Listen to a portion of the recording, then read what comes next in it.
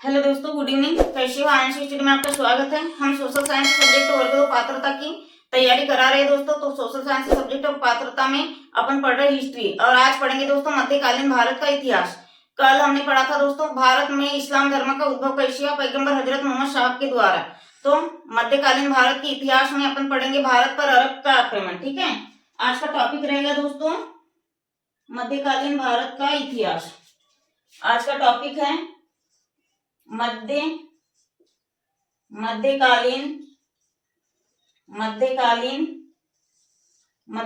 भारत का इतिहास। क्या है आज का टॉपिक? मध्यकालीन भारत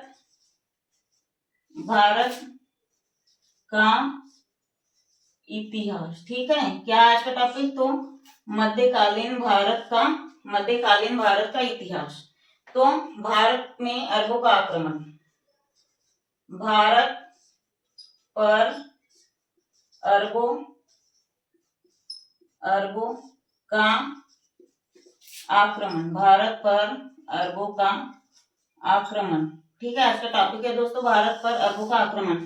तो समझेंगे। ठीक है, देखिए अरब कहाँ के थे दोस्तों? अपन पढ़ रहे दोस्तों वर्ग 2 सोशल साइंस पात्रता के लिए हिस्ट्री सब्जेक्ट पढ़ रहे हैं।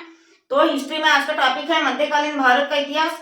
मध्यकालीन भारत में अपन पढ़ रहे दोस्तों भारत पर अरबों का आक्रमण। तो देखिए भारत पर अरबों का आक्रमण बहुत महत्वपूर्ण आक्रमण रहता है।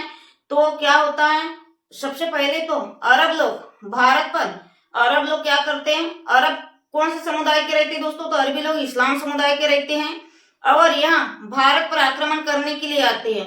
कौन? अरब लोग। और अरब लोग इस्लाम समुदाय के रहते हैं। इस्लाम समुदाय के लोग भारत में उनकी काफी दिलचस्पी रहती। किनकी? अरब आक्रमण के अंतर्गत इस्लामों की। जो अरब आक्रमणकारी इस्लाम रहते हैं तो भारत को लूटपाट करने की, भारत में साम्राज्य स्थापित करने के लिए उनकी काफी दिलचस्पी रहती है और उन्हें भारत के समृद्धशाली भारत के बारे में उन्हें बहुत कुछ जानकारी भी रहती है।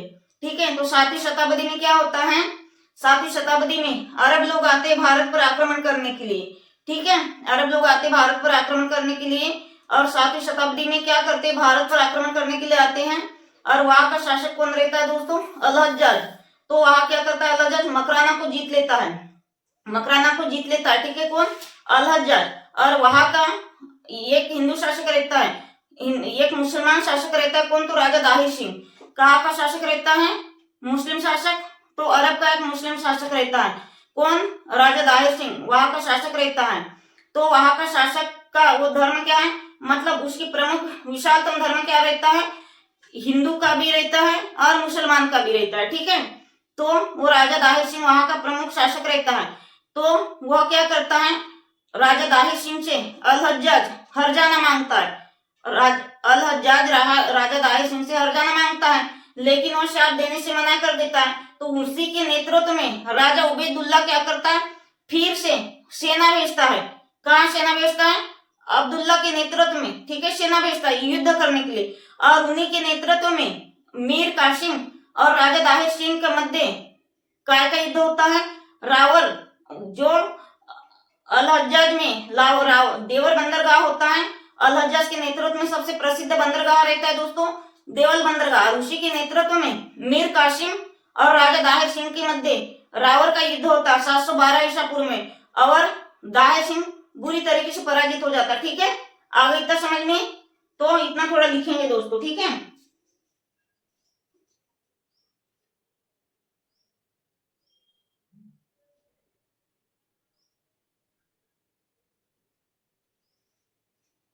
लिखेंगे। ठीक है,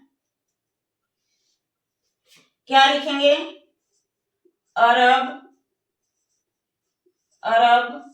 इस्लाम, पेन चेंज कर लेते, बहुत फीकी चल रही है। अरब इस्लाम समुदाय के रहते हैं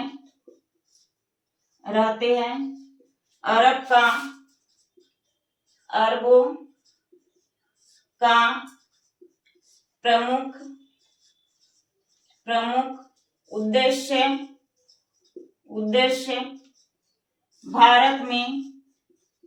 भारत पर इस्लाम इस्लाम समुदाय का प्रचार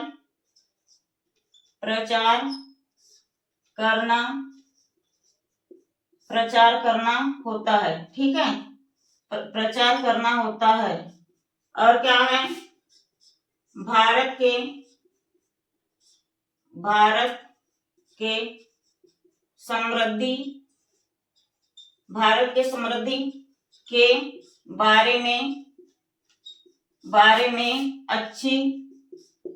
में अरबों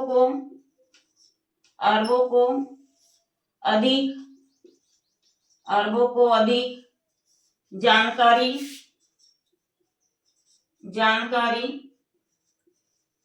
भी रहती है। अब नेक्स्ट लाइन से लिखेंगे दोस्तों, सातवीं शताब्दी में अरब लोग उत्तर पश्चिम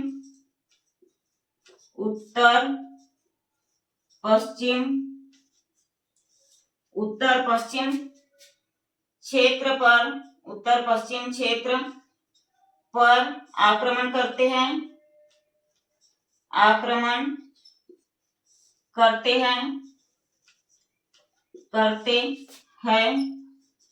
और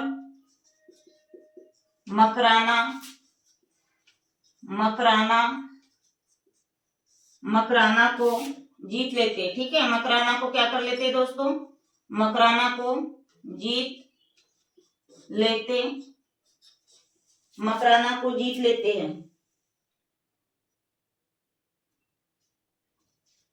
अब नीचे की लाइन में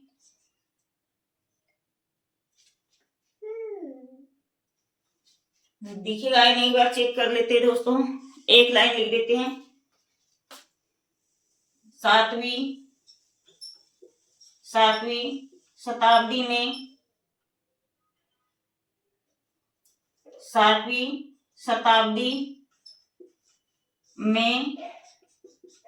इराक का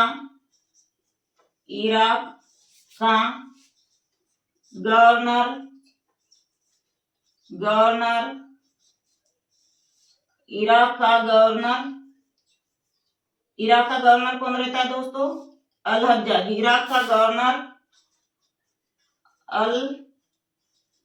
अल हज्जाज, ये अल हज्जाज है। ठीक है, अल हज्जाज होता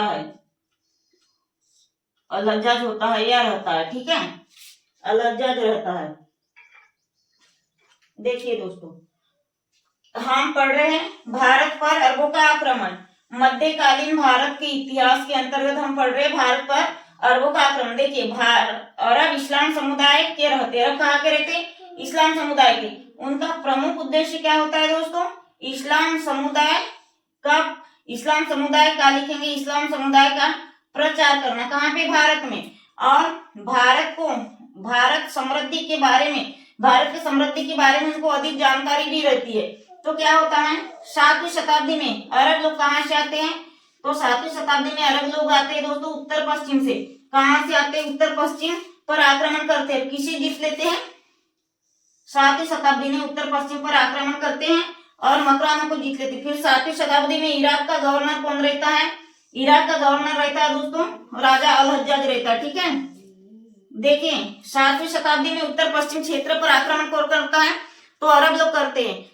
अरब लोग 7वीं शताब्दी में इराक पर आक्रमण करते हैं, उत्तर पश्चिम क्षेत्र में आक्रमण करते हैं अरब लोग और मकराना को जीत लेते हैं। फिर 7वीं शताब्दी में इराक का गवर्नर जनरल कौन रहता है, इराक का गवर्नर रहता है अल हज्जाज। तो इसके बारे में अपन पढ़ेंगे, पहले स्क्रीनशॉट ले लीजिए जल्दी से। तो अल हज्जाज कहाँ का शासक रहता है, तो इराक का शासक रहता है। वो श्रीलंका पर व्यापार करता है। ठीक है, और फिर पश्चिम क्षेत्र पर निवास करता है कौन, अल हज्जाज। इसके बारे में भी लिखेंगे। ठीक है, अपन पढ़े दोस्तों भारत पर अरबों का आक्रमण। वर्ग 2 हिस्ट्री में टॉपिक है। ठीक है, अपन पढ़ रहे हैं भारत पर अरबों का आक्रमण। ठीक है,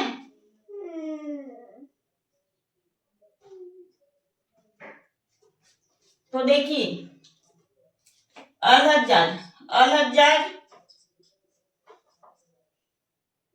अल हज्जाज, अल हज्जाज श्रीलंका, श्रीलंका पर व्यापार करता है, व्यापार करता है और पश्चिम क्षेत्र,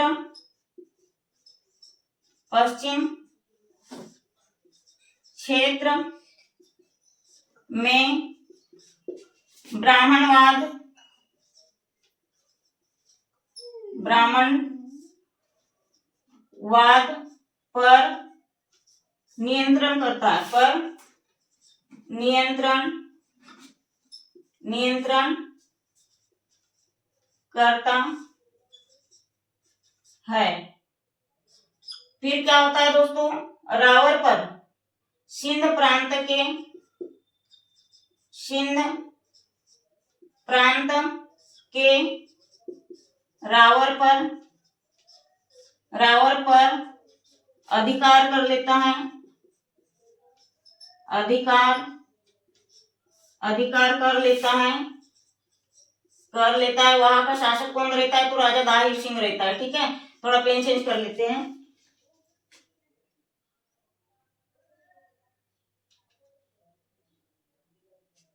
सिंध प्रांत पर आक्रमण कर लेता है और वहां का राजा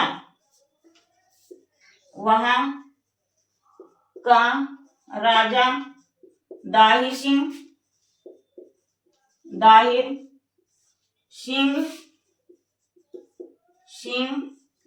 की राजधानी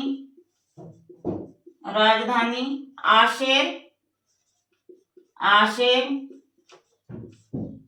तथा ब्राह्मणवाद रहती, आशेर तथा ब्राह्मणवाद रहती, ब्राह्मणवाद रहती, आशेर तथा ब्राह्मणवाद रहती है। ठीक है,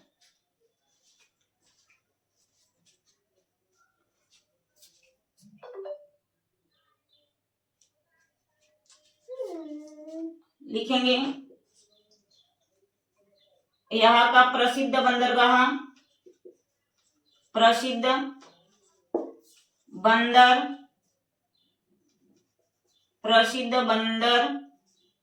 बंदरगाह देवल रहता। इतना स्क्रीनशॉट कर लीजिए दोस्तों जल्दी। देवल रहता प्रसिद्ध, 1 मिनट हम चेक कर लेते हैं, पेन बहुत फीकी चल रही है, दिखेगा या नहीं। प्रसिद्ध बंदरगाह देवल रहता है।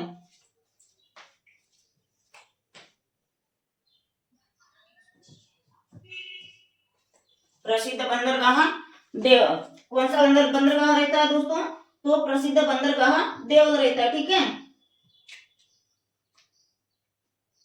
अब और एक लाइन लिख लेते हैं, नीचे की दिखी है नहीं। 711 ईस्वी में, थोड़ा पेन चेंज कर लिए, 711 ईस्वी में अल हज्जाज ने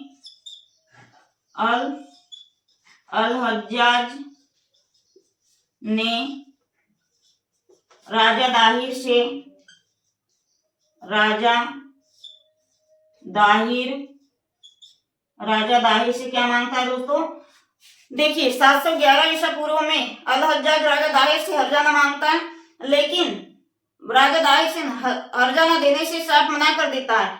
तो वहां का नेतृत्व करता कौन होता है, राजा उबैदुल्ला होता है। तो राजा उबैदुल्ला के नेतृत्व में इन्होंने अपनी सेना भेजी थी। कहाँ सेना भेजी थी, तो दाहिर पर अपनी सेना भेजी थी। तो इतना स्क्रीनशॉट कर लीजिए दोस्तों जल्दी से। देखिए इसके पहले का भी हमने ऐसे समझाया, हम एक ही टॉपिक को पहले पढ़ाते फिर समझाते हैं, पहले पढ़ाते लिखाते फिर उसके बाद में और समझाते। ठीक है, एक ही टॉपिक को अपन 3 बार समझा रहे हैं, क्योंकि हिस्ट्री हर किसी के पल्ले नहीं पड़ती, बहुत ही अंदरूनी पढ़ना पड़ता, बहुत ही कॉन्सेप्चुअल से समझना पड़ता है। ठीक है, 1 लाइन फैक्टर के द्वारा, इसलिए हम बार बार समझा रहे हैं इसको।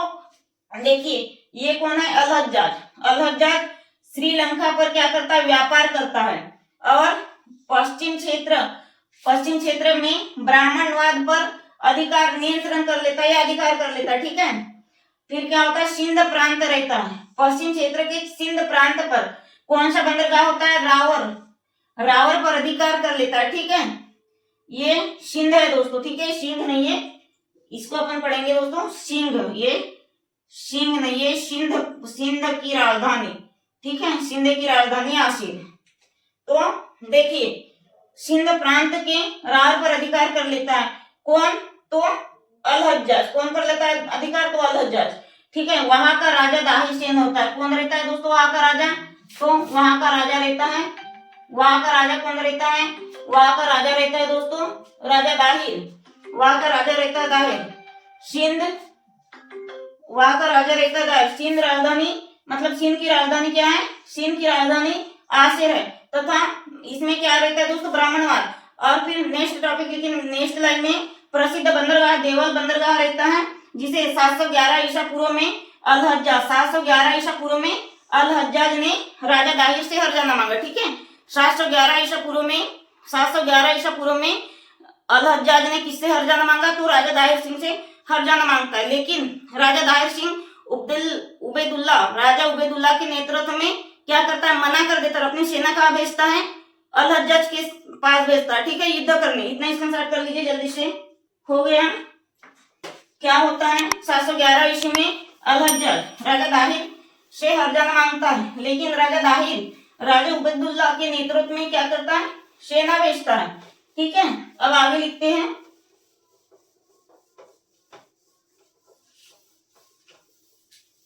क्या करता है, राजा उबैदुल्ला दाहिर सिंह को हर्जाना मांगता है, ठीक है।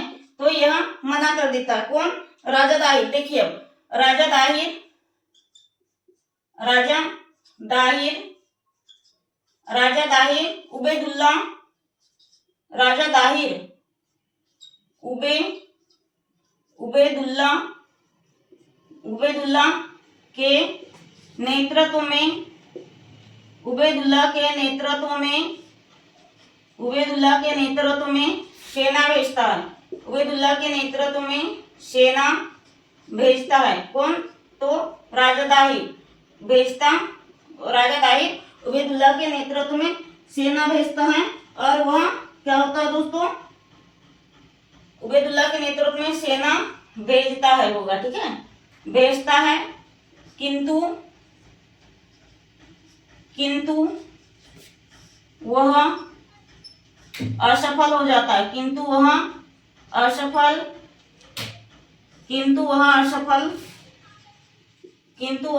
हो जाता है, ठीक है, किंतु वह असफल हो जाता है।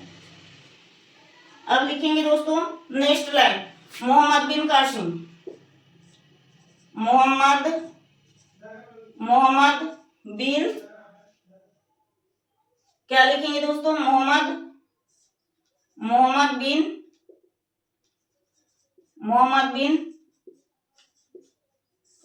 बिन कासिम, ठीक है। थोड़ा पेन चेंज कर लेते हैं।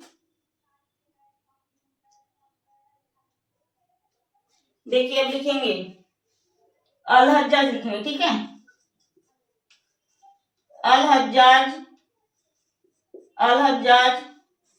ने पुनः अल हज्जाज ने पुनः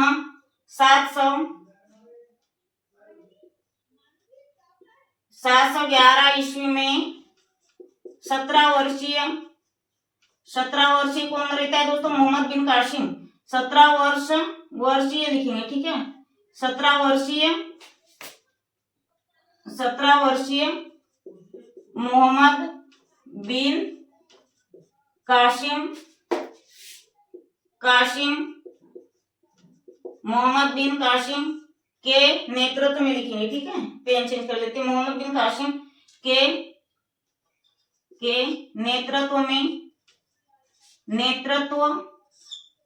नेतृत्व में सेना भेजी, मोहम्मद बिन कासिम के नेतृत्व में सेना भेजी, ठीक है,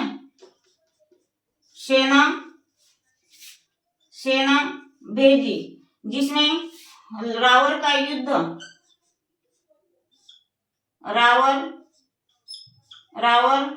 का युद्ध, रावर का युद्ध होता है। ठीक है, रावर का युद्ध होता है। और यहाँ पे दोस्तों हमने एक लाइन नहीं लिखे हैं, इसके पहले क्या आया देखिए, वहां का प्रसिद्ध बंदरगाह क्या रहता है, देवल बंदरगाह, देवल बंदरगाह रहता है। ठीक है, देवल, या शायद लिख लिए देवल बंदरगाह, कहाँ पर, सिंध प्रांत में, देवल बंदरगाह। ठीक है, देवल बंदरगाह। तो रावर का युद्ध होता है। अब देखिए, जिस सेना भेजी, जिसमें लिखेंगे, जिसमें रावर का युद्ध होता है। ठीक है, जिसमें रावर का युद्ध होता है। अब लिखेंगे रावर का युद्ध 712 ईसा पूर्व में, रावर का युद्ध 712 ईसा पूर्व में मोहम्मद बिन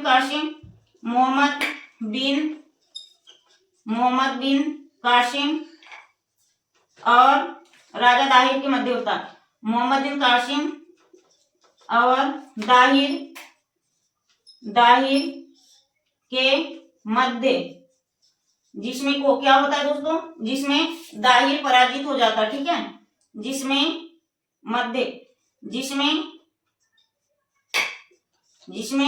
दाहिर पराजित हो जाता है, जिसमें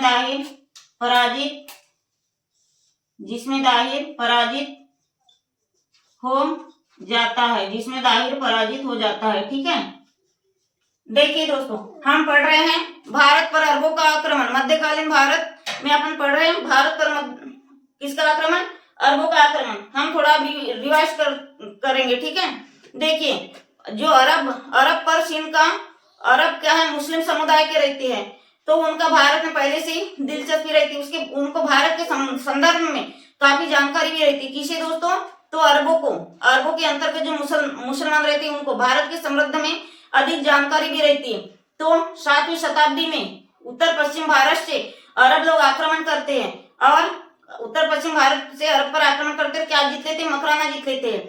फिर वहीं पर 7वीं शताब्दी में क्या होता है दोस्तों, पश्चिम क्षेत्र से राजा अलहज्जा जाता है, और क्या होता है, राजा दाहिर सेन से हरजाना मांगता है, लेकिन राजा दाहिर सेन हरजाना देने से मना कर देता है। किसके नेतृत्व में, राजा उबैदुल्ला के नेतृत्व में हरजाना देने से मना कर देता है और अपनी सेना भेज देता है, किंतु वह असफल रहता है।